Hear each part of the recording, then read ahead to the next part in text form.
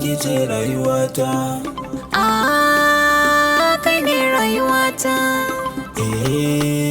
ni kice rayuwata. Zan baka kauna ka ji daɗi, na ka ji daɗi. Zo ki zauna a gidana, na mu ji daɗi. A daɗi manza mu ji daɗi, zo mu ji daɗi. Rike nake son rayuwata da'iman zauna a gidana. Kai na baiwa raga mata abadan zauna a kusa na. Zauna a kusa na. Mu ji daɗi. San kiye min kaman da ba zan guje ba.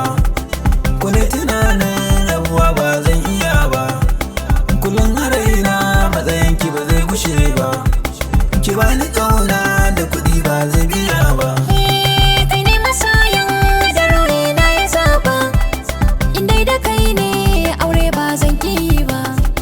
Zo ba na hannun ka da sanya ma azurfa. Da bani tawa, ki ban kulawa.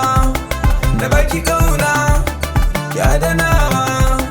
Ki alƙawar za mu kasance ni da ke kullum a gidana. Farin masoyi kallon ka kaɗai na saba. Idan kana nesa da ni ba za na kai ba. Shi so halitta ne wanda ba a gani ba. Da 'yar sarki ba yaro ko babba. Da malamai masu kuɗi so bai bari ba. Mu lalabai ne a so min yau biyayya. Ganin abar so ya sana sauya murya. Ki mai so dan a gida na sanar da manya. Ni taho masoyi ka sani zanyi. In ka guje ni ka zanya hauka. A san ka yi min kamin da baki yake yi wa faridas. Ni na mace kan kaunar ka farin ciki na. Ni ma kan so na kina mance da kaina. In babu kaina bani ya zanyo da kaina.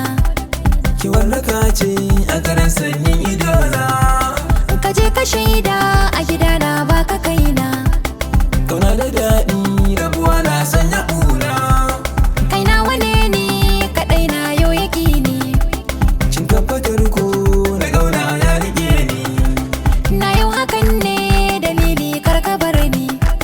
Ba zan guje ba a bar sau na yaƙi. Ki alƙawar ko mai na ki zama nawa.